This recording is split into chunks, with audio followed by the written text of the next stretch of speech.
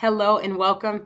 Y'all, I have a message for you today. I just want to encourage you if you feel like you have been ready to throw in the towel lately, or maybe you find yourself dialing back based on what you know you need to do or what you desire to see. This message is for you. My prayer is that it encourages you. I usually take a quick break for y'all to go grab the message today, but I don't have a lot of time to record it this to you today to share this. So I want you to just go ahead and jump in with me. And I just want to just kind of talk to you all today because I know many of you may have found yourself in a place where it seems like no matter what you're doing, you're not exactly where you believe you have the ability to be. And usually, when we come into that place, sometimes we might believe we could be further along because we're looking at where someone else is. Maybe you're seeing other people celebrating, you're seeing other people prospering, and you're wondering, well, why are they prospering? Why are they doing so well and I'm not? Most of us won't admit this out loud, but it's a thought that can come up where you're seeing other people look like they're further ahead. Or maybe you feel like you're trying to do everything you know to do. You're doing your best, you're trying your hardest, and you still don't see the results. And maybe the results are specific. Maybe it has nothing to do with what someone else has done, but you've laid out specific goals for yourself. You've laid out specific milestones or check marks, and you feel like you're not hitting them in the time frame that you thought you would hit them. I want to share this message because for many of you that are watching me right now, you are so close to your next phase of celebration.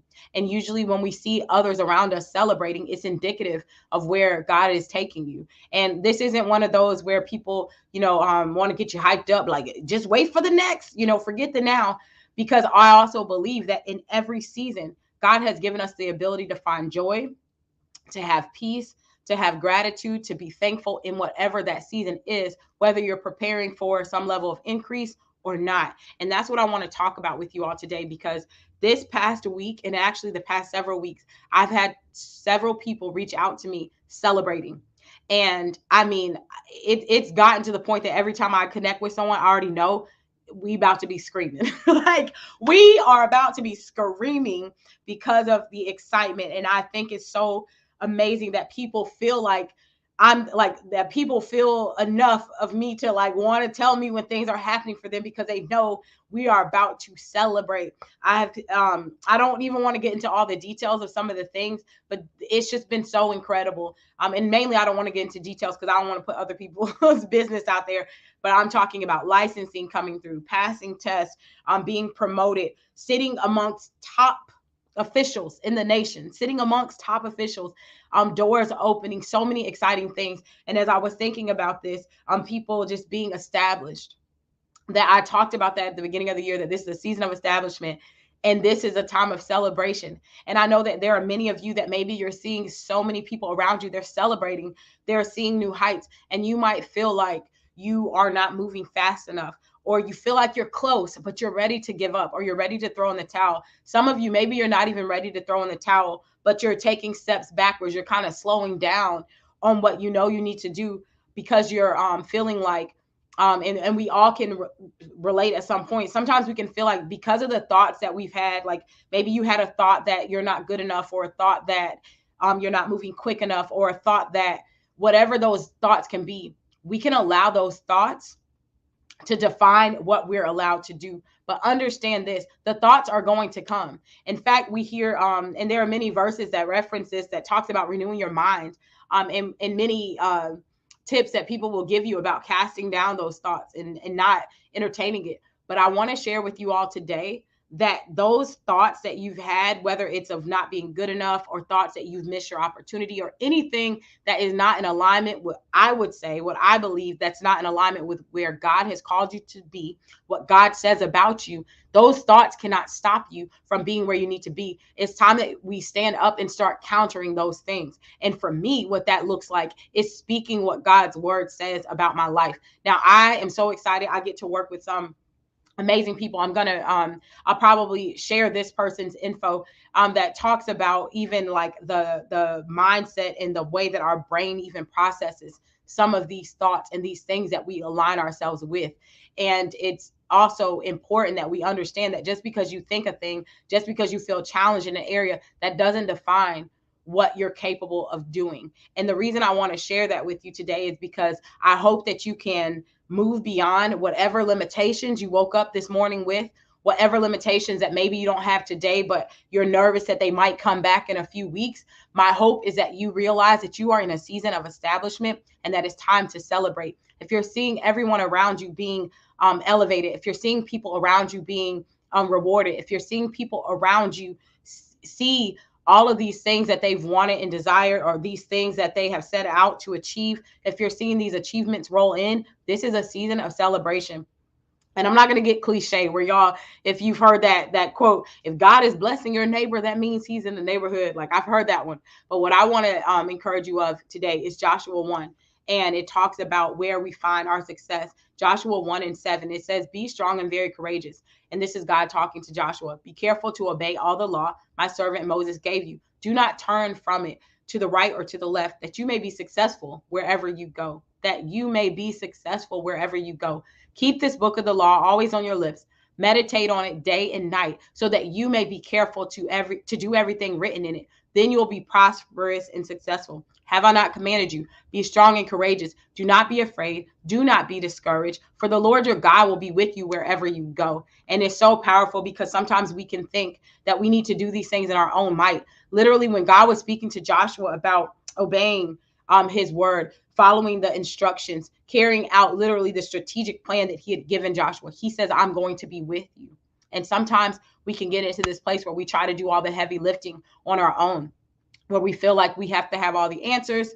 We have to carry it out on our own. And that's the way that we're going to get success, when God is literally teaming up with Joshua. God is literally leading him and saying, I'm going to be with you. And so for many of you, while you're being exposed to the success of others and you're seeing what other people are doing, I hope that that is igniting a fire in you to get excited, because we are stepping into establishment. And the worst thing that we can do in this time is to get distracted, to look to the left, to look to the right.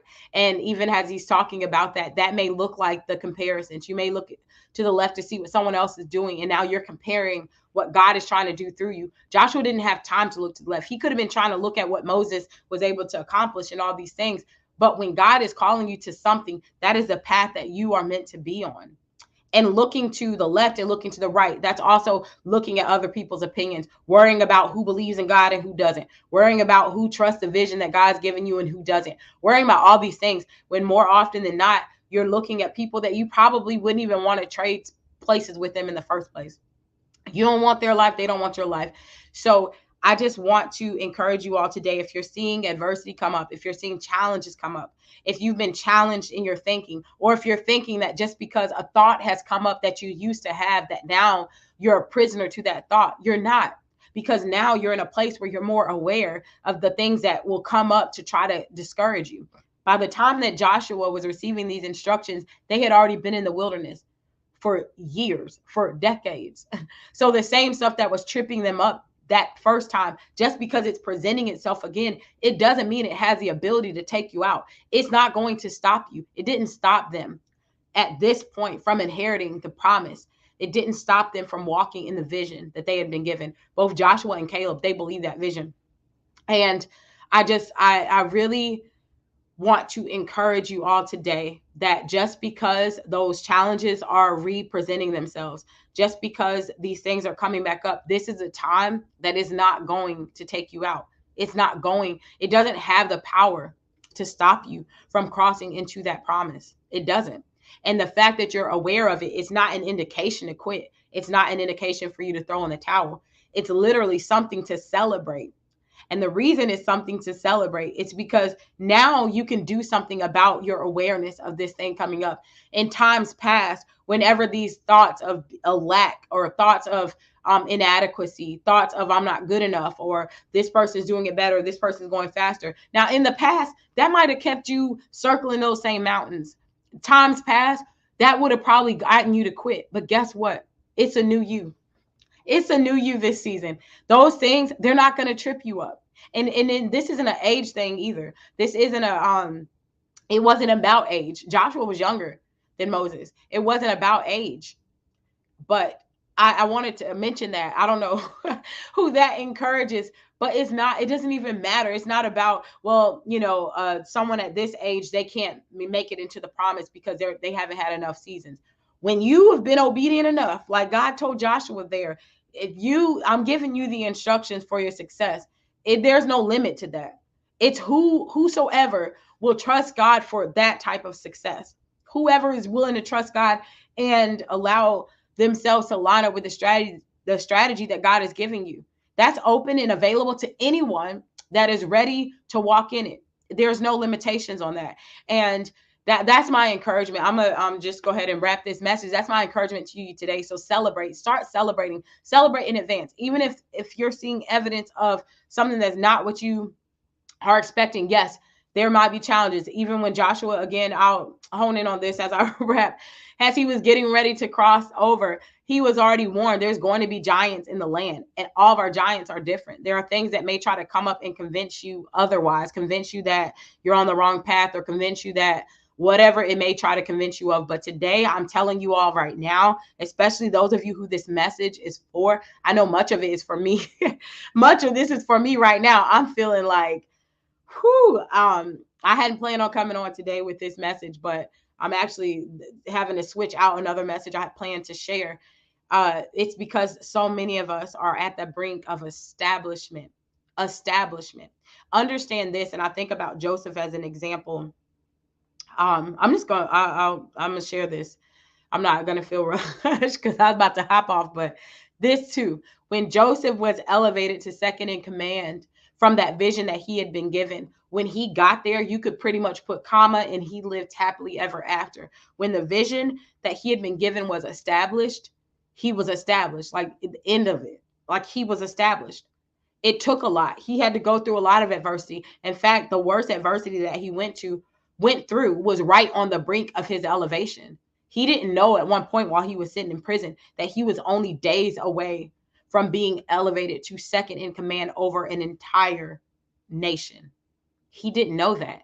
And many of you are days away from that point of elevation that you're going to be able to give back. You're going to be able to create legacy for your lineage. There are generations to come that are going to be blessed by your decision today that you're not going to throw in the towel, by your decision today that you're going to keep showing up, by your decision today that even if the thoughts come, even if similar challenges come your way, even if similar obstacles try to come to convince you to quit, to convince you to just say, forget it, you're going to overcome it. And this may be the very time, much like when Joseph came out of that prison, that your elevation happens. Because understand that there was a time where he faced adversity before he was in the pit. He came out of the pit, but he didn't come out of the pit into that level of greatness. It was when he went into Potiphar's house. Y'all read the story. I'll put a link or something. I'll try to remember. Read the story of Joseph because this is a good one too. But when his first glimpse of adversity was being in that pit, and then from there he was elevated into Potiphar's house. So it looked like, all right, well, shoot, I've arrived, right? But then, nope, he gets falsely accused and ends up right back in prison. For some of you, you may have gone through those challenges, and then it seemed like, all right, things are going good, but then boom, right back into that place of adversity. But this time, for so many of you, it's going to be like what Joseph experienced. When he came up out of that prison, it was a wrap. Like it was, again, you could say comma, and you can't really say it. You won't want to read the rest of the story for yourself to know what he experienced, but it was like and he lived happily ever after. It was from that point that he was able to start establishing legacy for his children, legacy for his siblings, continuing the legacy of his father from that elevation. And so that's why the challenges come. That's why they come. It comes to get us to quit, to get us to say, like, to question, did you hear God right? Did you get the vision right? Other people are out here doing whatever they want to do, and it seems like they're elevating. Why are they seeing this elevation? Right? Sometimes those are the questions we can ask, like, God, they don't even care about you. They don't even believe you exist. And it looks like they're out here. Joseph could have said the same. The brothers that threw him in the pit, they're back at home eating good and chilling. And it looks like they're thriving. And it's not that you want to see other people not thrive, but if he could have, in that moment, it would have looked like nothing good was going to come out of his life. It looked like other people were prospering and being elevated ahead of him, when the very people that had been elevated ahead of him, he soon was going to be the one that they needed help from. And that's an encouragement for some of you too, where it looks like there are people that have literally thrown you in the pit, walked away from you, didn't support you, those people at some point, your heart is going to be in such a place that you'll be able to help the very people that try to tear you down. So I'm that's it for real now. I'm gonna go ahead and wrap this message because I have to hop off.